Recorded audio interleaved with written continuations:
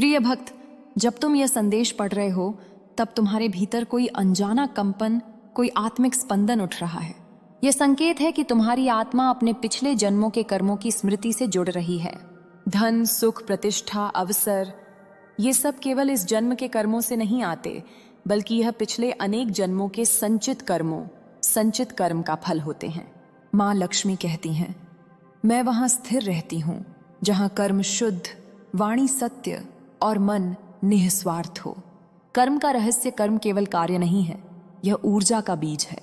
हर विचार, हर शब्द, हर व्यवहार एक बीज है जो ब्रह्मांड में बोया जाता है। पिछले जन्मों में जो बीज तुमने बोए थे वे आज तुम्हारे जीवन में फल बनकर लौटे हैं।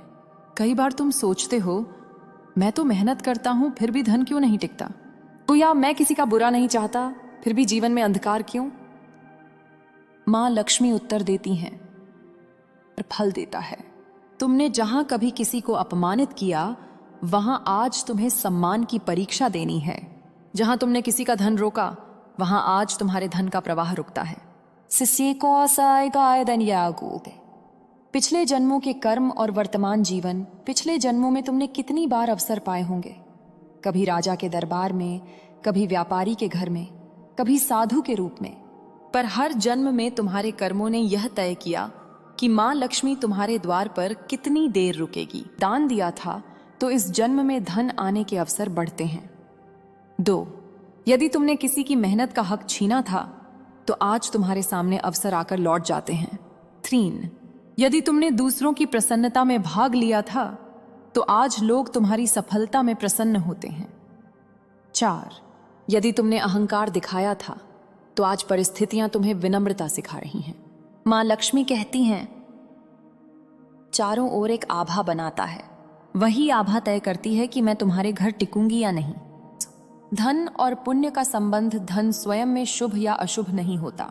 धन तो मां लक्ष्मी का स्वरूप है, शुद्ध, तेजस्वी और चंचल। पर धन तभी टिकता है जब वह पुण्य कर्मों के साथ जुड़ा हो। मां लक्ष्मी कहती नहीं रुकती जहां धन केवल संग्रह का साधन हो। मैं वहां ठहरती हूं जहां धन सेवा का माध्यम बने। इसलिए यदि तुम्हारे जीवन में धन आकर चला जाता है तो यह संकेत है कि तुम्हारे पिछले जन्मों में या वर्तमान में किसी स्तर पर धन के प्रयोग में असंतुलन रहा है। कर्मों का लेखा जोखा हर आत्मा के साथ एक कर्म लेख जुड़ा होता है। इसमें 3 प्रकार के कर्म होते हैं। 1. संचित कर्म, अनेक जन्मों के संचित परिणाम। 2. प्रारब्ध कर्म, जो इस जन्म में अनुभव होने ही हैं। 3. क्रियमाण कर्म, जो तुम अभी कर रहे हो और भविष्य को गढ़ रहे हो। मां लक्ष्मी कहती हैं, बुरसु औस्कते तेरी। मैं प्रारब्ध में हस्तक्षेप नहीं करती, पर क्रियमाण कर्मों से प्रसन्न होती हूं। जो व्यक्ति आज सच्चे मन से दूसरों का भला चाहता है उसका भविष्य धन्य बनता है।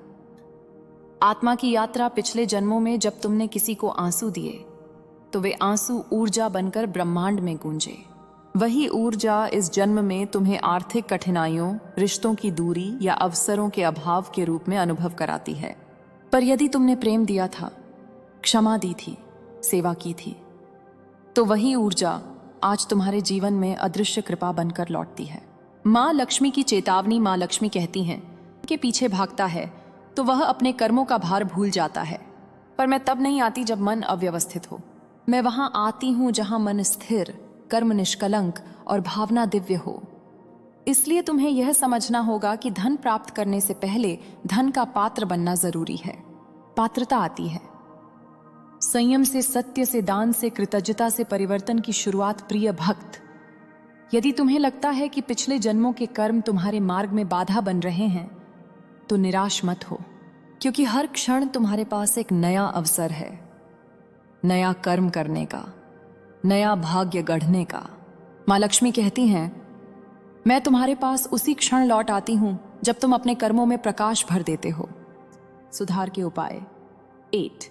कर्म ध्यान। प्रतिदिन कुछ क्षण शांत बैठो और अपने दिन भर के कर्मों का चिंतन करो। जो गलत हुआ उसे स्वीकारो, क्षमा मांगो स्वयं से और ब्रह्मांड से। 2. दान और सेवा। किसी जरूरतमंद की मदद करो, बिना नाम, बिना अपेक्षा। यह तुम्हारे कर्मों की धारा को स्वच्छ करता है। 3. सकारात्मक वाणी। वाणी में नम्रता और शुभता लाओ। मां लक्ष्मी वाणी की कोमलता से प्रसन्न होती हैं। 4. कृतज्ञता। हर सुबह धन्यवाद कहो, अपने जीवन, अपने परिवार, अपने अवसरों के लिए। मां लक्ष्मी का आशीर्वचन। भक्त, मैं तुम्हें याद दिलाने आई हूं कि धन केवल मुद्रा नहीं, वह तुम्हारे कर्मों की प्रतिध्वनि है। अपने कर्मों को सुधारो और मैं स्वयं तुम्हारे जीवन में स्थायी रूप से बस जाऊंगी। बहुत सुंदर। प्रिय भक्त, भाग 8 में तुमने जाना कि कैसे पिछले जन्मों के कर्म इस जीवन में सुख दुहक, धन अभाव और अवसरों के रूप में फलित होते हैं। अब मैं मां लक्ष्मी तुम्हें बताऊंगी कि उन कर्मों को कैसे शुद्ध किया जाए, ताकि तुम्हारा जीवन केवल भौतिक ही नहीं बल्कि आध्यात्मिक समृद्धि से भी भरा हो। कर्म शुद्धि का आरंभ, कर्म का भार आत्मा पर तब तक रहता है जब तक मनुष्य अपने कर्मों को पहचान कर उन्हें प्रकाश में न लाए। कर्म अंधकार में पलते हैं और प्रकाश में आकर जल जाते हैं। इसलिए पहला कदम है स्वीकार। हे भक्त, अपने भीतर झांको और देखो, कहां तुमने किसी का हक मारा, कहां किसी को पीड़ा दी, कहां किसी से कटुता की। जैसे ही तुम अपनी भूलों को स्वीकार करते हो, तुम्हारी आत्मा हल्की होने लगती है। यही कर्म शुद्धि का प्रथम द्वार है। दूसरा कदम क्षमा। क्षमा वह अग्नि है जो कर्मों की कालिमा को भस्म कर देती है। क्षमा 2 रूपों में आवश्यक है। 1. दूसरों को क्षमा देना। 2. स्वयं को क्षमा करना। कई बार तुम किसी को वर्षों तक मन में दोष देते हो, उसने ऐसा किया इसलिए मेरा जीवन बिगड़ा, सियाओ। पर तुम यह नहीं समझते कि क्रोध और द्वेष स्वयं कर्मों को नया रूप दे रहे हैं। मां लक्ष्मी कहती हैं, जो दूसरों को क्षमा नहीं कर सकता वह अपने कर्मों को कभी नहीं धो सकता, क्योंकि क्रोध कर्म की गंध को तेज कर देता है और मैं वहां नहीं रुकती जहां द्वेष की गंध हो। ये तीसरा कदम सेवा। कर्म शुद्धि का सबसे सरल और दिव्य मार्ग है सेवा। सेवा केवल दान देना नहीं है, सेवा है किसी के जीवन में प्रकाश लाना। जब तुम किसी को भोजन देते हो, जब किसी की सहायता करते हो, जब किसी निराश व्यक्ति को प्रेरित करते हो, तब ब्रह्मांड में तुम्हारा कर्म लेख नया अध्याय लिखता है। वह अध्याय कहता है, यह आत्मा अब प्रकाश की दिशा में है। सेवा से मैं प्रसन्न होती हूं, क्योंकि सेवा आत्मा का सबसे सुंदर रूप है। मां लक्ष्मी चौथा कदम सत्य और निष्ठा। धन का प्रवाह केवल कर्मों पर नहीं बल्कि निष्ठा पर भी निर्भर करता है। जो व्यक्ति सत्य के मार्ग पर अडिग रहता है, उसकी आभा स्वर्ण जैसी चमकती है। मैं उस आभा से आकर्षित होकर उसके जीवन में प्रवेश करती हूँ। मां लक्ष्मी कहती हैं, मैं वहां नहीं ठहरती जहां छल, कपट या झूठ का जाल हो। मैं वहां स्थिर रहती हूँ जहां सत्य को पूजा गया हो। इसलिए हर कार्य, हर व्यापार, हर संबंध में पारदर्शिता रखो। भले थोड़ा धन कम आए पर वह पवित्र आए, क्योंकि अशुद्ध धन स्थायी नहीं पर शुद्ध धन वंशों तक टिकता है। पांचवां कदम दान और कृतज्ञता। दान केवल वस्तु देने का नहीं, अहंकार छोड़ने का अभ्यास है। जब तुम दान करते हो तो तुम ब्रह्मांड को संदेश देते हो, को केवल अपने लिए नहीं दूसरों के लिए भी करता हूं। यह भाव तुम्हारे कर्मों को दिव्यता की दिशा में मोड़ देता है। साथ ही कृतज्ञता हर दिन का अभ्यास बनाओ। जब तुम कृतज्ञ होते हो तब तुम संकेत देते हो कि तुम्हारे कर्मों में नम्रता है, और नम्रता मां लक्ष्मी का सबसे प्रिय आभूषण है। पिछले जन्मों के कर्मों को पहचानने के संकेत मां लक्ष्मी कहती हैं, थे। ब्रह्मांड तुम्हें तुम्हारे कर्मों के संकेत हर दिन देता है, पर तुम उन्हें समझ नहीं पाते। वो यह रहे कुछ संकेत जो बताते हैं कि तुम्हारे पिछले जन्मों के कर्म किस दिशा में हैं। 1. लगातार धन हानि या अवसरों का छूटना। यह संकेत है कि पिछले जन्मों में धन का दुरुपयोग हुआ था। 2. बार बार विश्वासघात या रिश्तों में दर्द। यह संकेत है कि किसी जन्म में तुमने किसी की भावनाओं के साथ खेला था। 3. अचानक सफलता और अप्रत्याशित सहायता।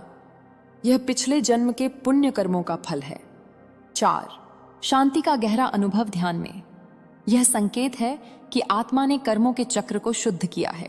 माँ लक्ष्मी के अनुसार कर्म शुद्ध के 7 दिव्य उपाय 8। सुबह का ध्यान।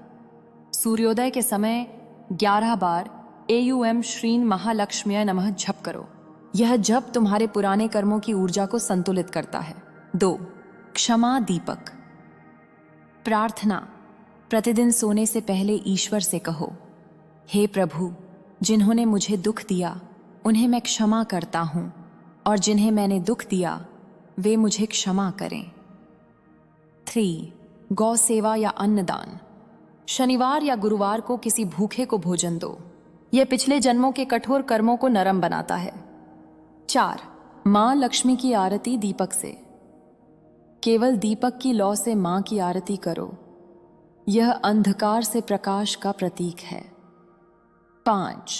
वाणी संयम। कटु वचन कर्मों की सबसे बड़ी बाधा है। जो मीठा बोलता है उसका भाग्य स्वयं मीठा बनता है। 6। जल में आभार। हर सुबह एक लोटा जल सूर्य को अर्पित करते समय कहो, मेरे कर्म निर्मल हों जैसे यह जल निर्मल है। 7। नित्य धन्यवाद लेखन। हर रात 3 चीजें लिखो जिनके लिए तुम आभारी हो। इससे तुम्हारे कर्मों की तरंग सकारात्मक बनती है। कर्मों की समाप्ति का क्षण जब आत्मा अपने कर्मों को पहचान लेती है, स्वीकार कर लेती है, क्षमा और सेवा से उन्हें रूपांतरित कर देती है, तब वह मुक्त हो जाती है। उस क्षण मां लक्ष्मी स्वयं उसके पास आती हैं और कहती हैं, अब मैं तेरे साथ स्थायी रूप से रहूंगी, क्योंकि तू कर्म के चक्र से ऊपर उठ चुका है। तब व्यक्ति को न धन की चिंता रहती है, न नाम की, न प्रसिद्धि की। उसके जीवन में एक अदृश्य प्रवाह चलने लगता है, जो धन, सम्मान, प्रेम, अवसर सब कुछ सहजता से आकर्षित करता है। आत्मा और मां लक्ष्मी का दिव्य संवाद। भक्त। मां, क्या मैं अपने पिछले जन्मों के सारे कर्म मिटा सकता हूं? मां लक्ष्मी, नहीं पुत्र, मिटाना संभव नहीं, पर रूपांतर करना संभव है। कर्म मिटते नहीं, पर उनका प्रभाव बदल जाता है जब तुम प्रेम, दान और क्षमा के मार्ग पर चल पड़ते हो। भक्त।